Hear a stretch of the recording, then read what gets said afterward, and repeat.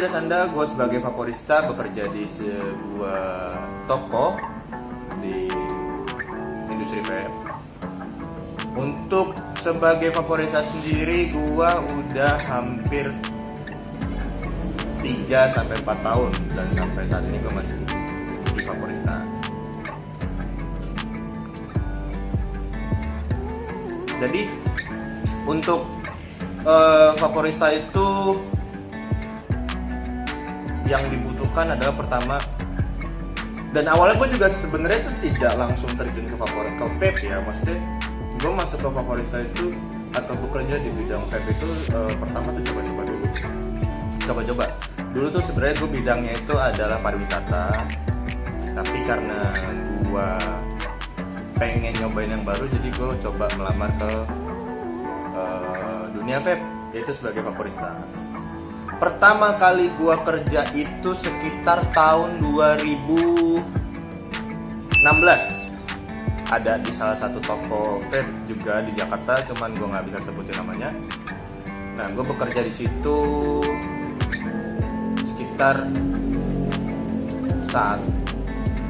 nggak lama sih, gue sekitar 1-3 bulan aja. Sekitar 1-3 bulan. Gue bekerja di situ. Gue pertama kali adalah gue belajar coiling, gimana caranya coiling. Terus gue belajar mengenal liquid, iya. Tapi awalnya itu gue di situ di toko itu untuk yang pertama kali gue melamar sebagai vaporista. Untuk pertama kalinya gue itu sebagai konsumen atau customer.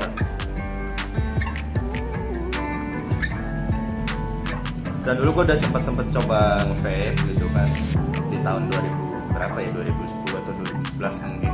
Di zaman-zamannya vape itu masih ilegal, dimana toko vape itu masih di dalam barbershop, di dalam pet shop, dan itu gue belinya jauh.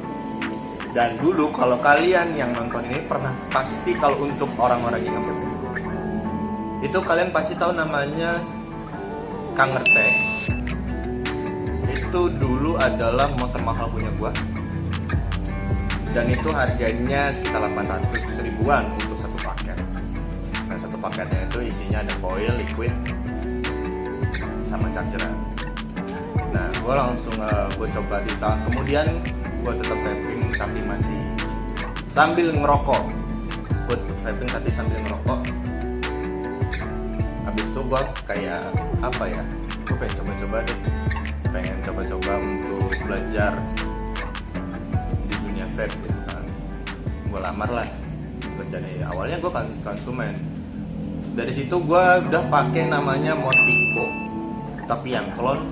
Terus RDA-nya itu apa ya namanya? Gun LP.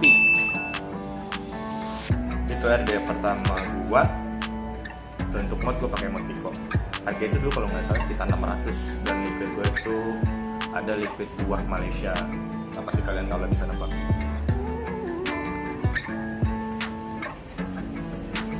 Nah, di situ gue belajar coiling, gimana caranya coiling. Waktu itu masih pakai kawat biasa atau round wire yang bisa kalian kenal.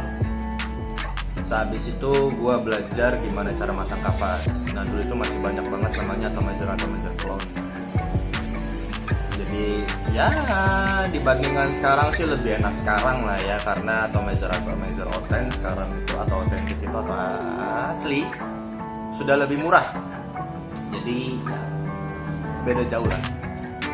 Nah, gue belajar coiling, belajar wicking di situ. Habis itu gue belajar jualan. Gue harus ngapalin harga liquid, ngapalin rasa liquid itu apa. Terus di situ gua ngobrol sama customer gimana caranya upselling ya. Sebenarnya sih untuk upselling atau selling gua tuh dulu sudah diajarkan di sekolah gua dulu di pariwisata, gimana cara upselling, gimana caranya menawarkan barang. Jadi ya itu lumayan mudah.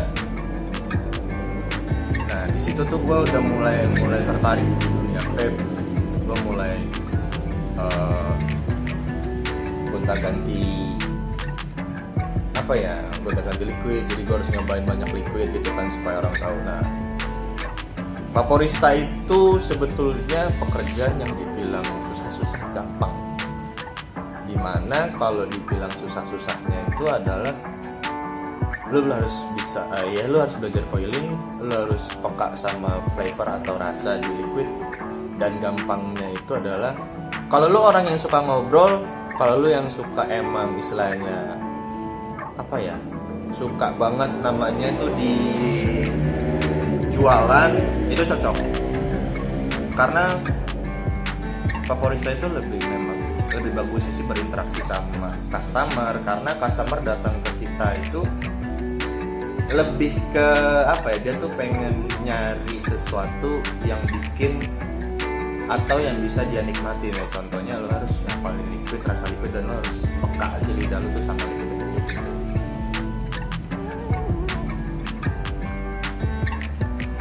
Nah,